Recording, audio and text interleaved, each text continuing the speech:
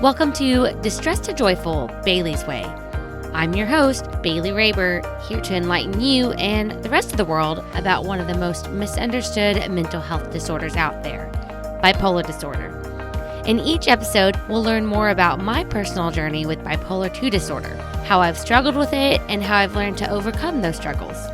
Together, we'll laugh, we'll cry, and most importantly, we'll have fun. You'll leave each episode feeling hopeful and stocked full of useful information on how you can better yourself and the world around you.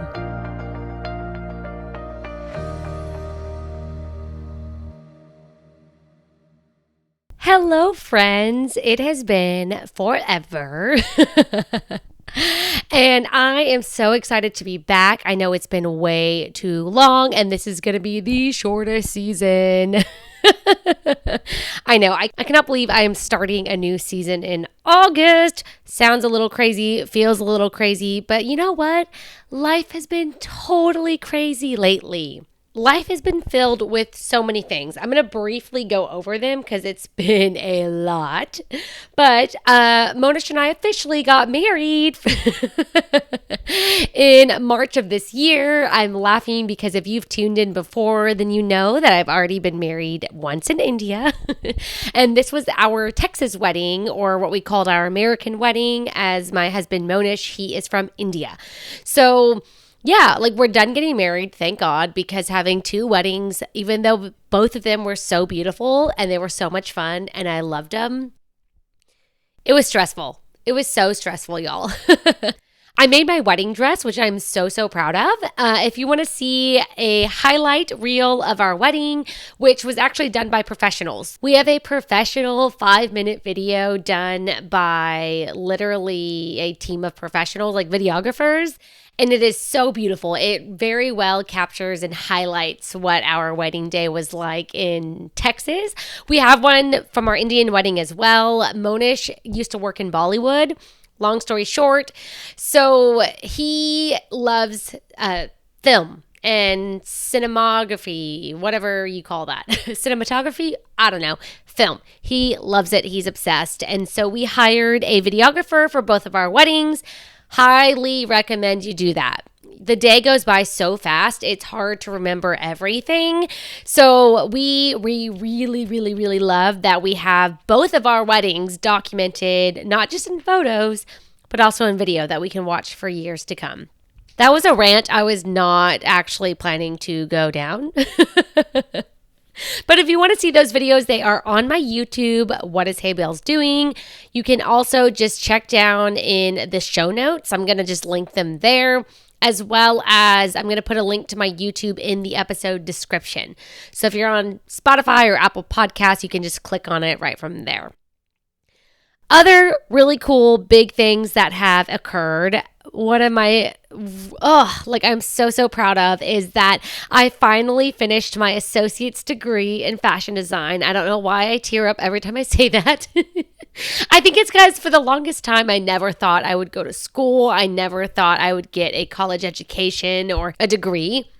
Because for way too long, people doubted me and put me down and told me that I wasn't capable. And most of that was because of my bipolar disorder. So I am so fucking proud to not have only graduated with an associate's degree, but I also maintained a 4.0 GPA the entire time. And I won multiple awards for my garment designs because, again, I was fashion design. So all of that I'm just so proud of. And if you guys want to let me, I don't know, if you guys want to hear more about that, let me know. Let me know on Instagram, DM me, comment on one of my stories or one of my posts, and just kind of tell me if that's something you guys want me to dive into in an episode, and I would love to. But yeah, so that was a huge accomplishment. And with that, I had to create a 5-piece collection in order to graduate. And I have a video that showcases all of my beautiful garments. I am obsessed. The collection is called Cultural Harmony, and it is a fusion of Indian formal wear and Western style gowns. And we are fusing them together so that we can wear garments to multiple different events that have a cultural aspect to them, but aren't necessarily a sari or a lenga choli. If that doesn't make sense to you, don't worry. You can watch the video of the runway show I'm so proud of. That'll also be in the show notes. It's on my YouTube. I am just really proud. So I wanted to share that with you guys because, again, this is something I thought I would never accomplish, and here I am doing it. So I want that to be a quick reminder that, guys, you can literally do anything you set your mind to. Like, you really can.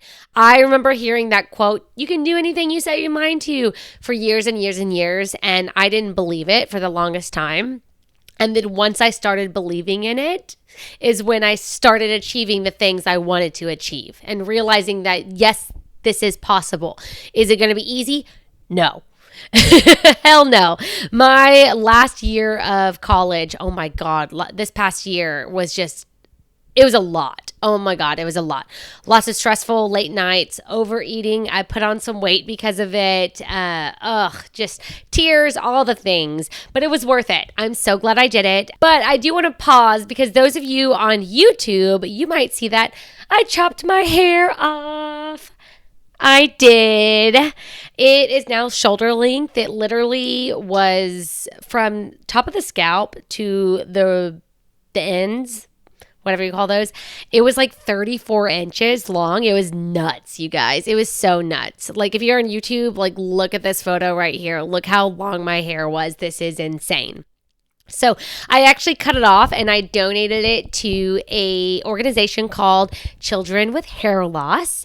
I actually am working on a YouTube video that talks more about why I gave my hair to them. So if you guys want to tune into that, make sure you're subscribed to my YouTube channel and you can learn more, because I have a really kind of cool story that goes along with it and why I chose them. But speaking of other exciting things, you may have noticed that my setup is different than before. I'm not in my crazy pink chair right now. And that is because my husband and I have relocated to New York City. It is such an exciting time in our lives. And again, that goes back to my degree in fashion design. So long story short, when I started this degree, it wasn't meant to be a degree. I was just meant to take a few classes and then come to New York City and go to FIT. Well, I ended up finishing the degree. I'm so glad I did. I loved my professors. I loved the program. I loved everything about my time at the fashion department of Houston Community College. I seriously loved it. And I'm glad I stuck it out, and I'm glad I finished the associate's degree, which is the highest degree that they offer in this program, because now my husband and I have moved to New York City, and I'm working on job hunting up here. So if you want to see how that's all going, yeah, I guess I'll update you. You can also look at my personal Instagram, What is Hey Bells Doing, because I'll post when I finally get a job, however long that's going to take. But us moving to New York City, this has been a long time in the making. It's been a 5-year plan. It was October of 2020 when we kind of talked all this through, and then we actually made it happen in July of this year, of 2025. So almost 5 full years. So if you want to know more about this whole transition, I literally have an entire series on YouTube, and y'all don't get mad because I know I haven't been doing podcasting, but I've been doing YouTubing. Some of y'all getting real pissed right now, and I totally get it. But hey, I'm back. We're back to podcasting, and we're also YouTubing. Like, it's a beautiful world. We're doing lots of things. It's nuts. So speaking of New York City, that actually brings us to the topic of today's episode, which is understanding the feeling of home. So what does it mean to feel at home? That is a great question. And that is a question that I spent a lot of my life not having an answer to. So if you've been a longtime listener, you might have already listened to an episode from season 4 that I had, which was titled, I Hated Being in My House While Growing Up. Here's Why. And in this episode, I get really raw and vulnerable about not feeling welcome in my own home while growing up. And guys, that caused a lot of issues that trickled their way into adulthood. So, for those who haven't tuned in, that episode is going to be linked in today's show notes. I definitely recommend you go back and kind of listen to it because it's the opposite of what today is. So if everything I'm about to tell you today isn't really fitting with you, it might be because you are currently feeling what I used to feel, which is like you don't have a home. There's no place that you belong. Because guys, feeling at home is feeling a sense of belonging. It's feeling like, wow, okay, like I can be comfortable here. I can be myself here. There is so much more to a home than just the roof over your shoulders. And guys, the reason I bring this up is because, like I mentioned, my husband and I literally just moved to New York City 5.5 weeks ago. It's been 5.5 weeks. This is a whole different world compared to living in Houston, Texas. If you guys have never traveled to New York City, it is nuts. It is intense. It is hustle and bustle. Everything is so different than living in a non-metropolitan city. We sold our cars. We literally don't have vehicles because we have so many different options for public transportation here. You don't need them. You really don't. They're more of a liability to have them, to be honest. So that brings me to our transition, guys, it was so smooth. And I was actually nervous. I was telling Monish since October of 2020 that it's going to be really hard for me to adjust. I kept letting him know ahead of time, it's going to be hard for me to adjust. I'm going to need you, blah, blah, blah, X, Y, Z. And y'all, it has not been that at all. And I think that the reason why, this is my speculation and my theory here, is that because Monish and I, we built a home in each other. Home is now a feeling for me. It is not a place. So as long as I have that feeling with me, it doesn't matter where the hell I am, I'm going to be just fine. That's literally what I have learned.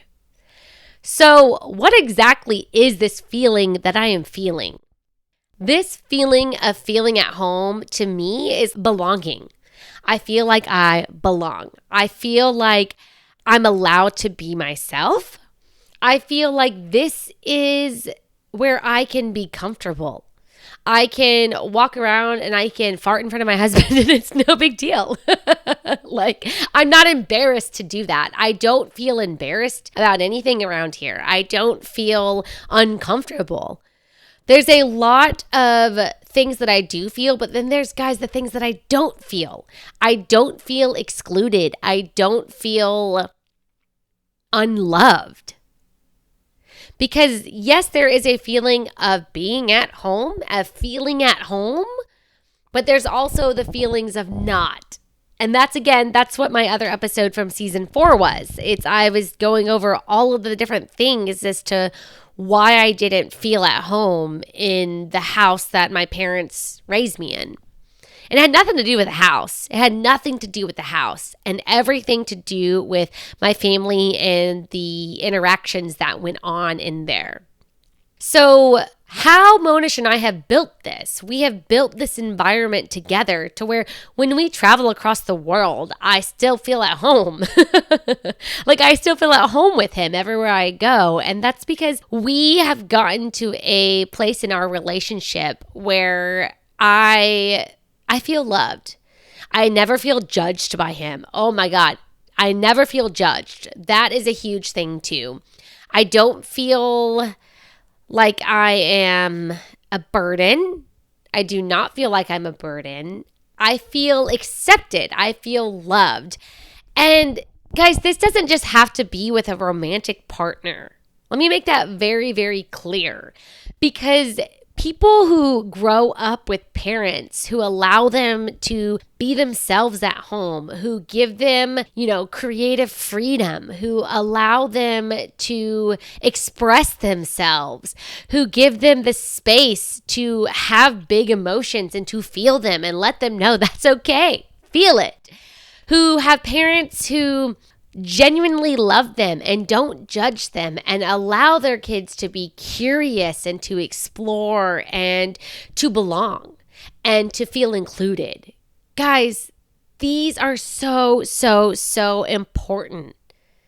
This is such an important thing if you are raising a family, if you have a partner.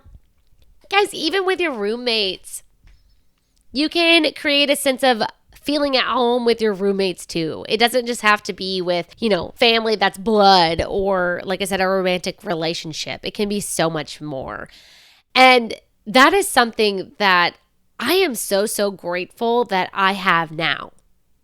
I'm so grateful that I have this now, that I can be myself and I know that I am loved and that no matter what I do, I'm okay. Like, I'm comfortable here. It wasn't like that for the first 26 years of my life because honestly, even after I moved out of my parents' house, you guys, I lived on my own for how many years was that? Jeez. I moved out when I was 18. About 3 months after I graduated high school, I moved out of my parents' house and I lived in 1-bedroom apartments for the longest time. And while I think everybody should live alone for at least a year of their life just to kind of learn how to be independent, I do not think it is a long-term solution. As humans, we need connection. And it was good and bad. And the reason I say bad is because I came from a place where I didn't feel at home. So when I moved into a different environment, those feelings, they traveled with me. Changing the place did not make me feel less excluded. It did not make me feel less uncomfortable. It did not make me feel less unlovable. It did not do those things for me. It literally took until I was about 25 when I started to work on loving myself to where those feelings started to melt away. Guys, like when I moved in to my own apartment, the feelings that I had of being alone in an apartment, I would literally leave any chance I could get. I would sometimes, and this is so embarrassing to say, but I would sometimes get in my car and drive around aimlessly for like an hour or two or more with the music blasting just because being at home felt so empty and lonely and just uncomfortable, even though it was my apartment. Nobody else lived there. It was just me. But I was not comfortable living. I was not comfortable being in a space that is called a home, to where I would leave. I would stay the night at friends' houses or with boys or whatever. Like I would get out any chance I could, guys, because I was running from a feeling that I thought was associated with these four walls, which was not at all the case. It was all an internal thing.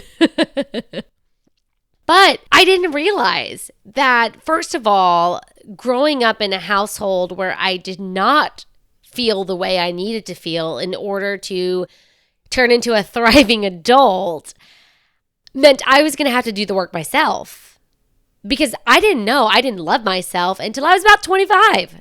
That's when I learned that, like, damn, I really don't love myself. Like, fuck, like, what do I need to do that? And so, guys, all of this is to say that the four walls that you live in, they do not define who you are. They don't. Yes, it sucks if you grow up in an environment where you do not get the nurturing that you need. I know firsthand. And sometimes our parents, they're doing the best that they can, but it's just not enough. And that sucks. But now as an adult, if you can recognize that and you can say, damn, I didn't get what I needed. Now I'm an adult. I can give myself what I need. It's called parenting yourself. That's like a literal term that they use in therapy, or reparenting, where now you're an adult, so you're responsible for your own emotions and behaviors and feelings. So you have to parent yourself. You have to teach yourself that it's okay to express your emotions. You have to teach yourself that it's okay to feel fucking angry, but it's not okay to punch a hole in the wall. You have to do this because no one's going to do this for you anymore. And it fucking sucks that nobody did it for you when you were 6 years old, 8 years old, whatever. It fucking sucks and it's not fair. And I get that. I totally get that. But now you have a choice as an adult. Do you want to continue to live feeling uncomfortable in your own skin? Or do you want to live a life where you love yourself and you love what you're doing and you have joy and you're comfortable and things are great? Because that's what I've chosen. I've chosen to do the work and to work on figuring out what makes me happy, figuring out what I need to feel comfortable in my own skin, which then allows me to feel comfortable in my own home. Guys, if you're living in a situation where being yourself is not something you can do right now, like maybe you're still living at home with your parents or you're living with roommates who suppress you anytime you try to express yourself. Guys, if you're able to get out of the situation, I definitely recommend it. Not everybody is able to, and I totally understand that, but the first step is getting yourself out of that environment. The next step is then working on what can I do? And guys, this is something that I definitely recommend that you seek help from an actual therapist. I'm not a therapist. I do not claim to be one at all, but I'm just letting you know what worked for me and how the process actually worked. Like, I really wish I would have had this epiphany so much sooner. I wish that when I first moved out of my parents' house and I still didn't feel comfortable being, in my own home, even though I was the only person that lived here, I really wish I would have had some type of, like mentor or guide or something to tell me like, hey, you shouldn't be feeling like this while you live by yourself. Like, there's some work we need to do here. Because I literally wasted so many hours and so much money on gas just driving around aimlessly. Y'all, like, so many people wanted me to start an Etsy shop for years. Like, since probably 2014 or whenever Etsy first came out, people have always said, you are great at sewing. You should start an Etsy shop and sell things. But the problem was I could not stay home long enough to concentrate to work on projects. I just couldn't do it. I could not be in a home alone by myself. I had even like being in a car felt more comfortable than being in my own home, guys. That is fucking insanity. That's fucking insanity. So again, all of this is to say that, guys, a home is not a place. It's a feeling. And it's a feeling that we can cultivate. If I did it, if I figured out how to cultivate a sense of comfortability, of belonging, of acceptance in myself, and now I have that within my partner, who I also give the same to, right? Like, I'm accepting of him. I allow him to be himself. I allow him to express his emotions because, guys, it's a two-way street. I now have an environment where I feel like home. I feel like home. And I really, truly believe that's what made this whole transition to New York City so much easier. Because if Monish and I were not in a good place and, we moved and we were fighting and chaos and whatnot, then it wouldn't be the same. But I truly believe since we have established a sense of home within ourselves and within each other, we didn't have issues. Sure, we had some bumps in the road on the way here and getting set up and whatnot, but doesn't matter where you live as long as you have that feeling of home. So, on the next episode, we are going to discuss how to cope with losing friends. So whether that's because of a fight, or you gradually drifted apart, or life just took you in different directions, no matter how a friendship ended, it's never easy. And that episode is also tying into today's episode because I have a huge life transition where I moved halfway across the country. So unfortunately, there are friendships that I've noticed have already disappeared. There were some that were disappearing before I even moved. And yeah, I mean, I've had my fair share of ups and downs with friendships over the last few years. So I'm going to talk with you about what I have done to cope with the loss of friendships and what you can do to help, because it sucks. No matter how you look at it, it sucks. But there are ways to make it less sucky, to make it more bearable, and to just be able to get through it. And we're going to talk about that in the next episode. So guys, thank you so much for tuning in, and until next time, take it easy, stay grateful, and be joyful. Bye! Thanks for tuning in to another episode of Distressed to Joyful Bailey's Way. Head on over to whatisheybellsdoing.com to find the resources mentioned throughout this episode. Be sure to follow the show on Instagram at Distressed to Joyful_Bailey's Way and on Facebook at Distressed to Joyful Bailey's Way.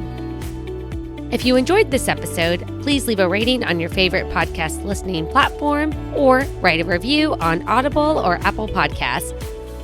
Lastly, don't forget to hit the subscribe button to stay up to date with new episode releases. Until next time, take it easy, stay grateful, and be joyful. Bye!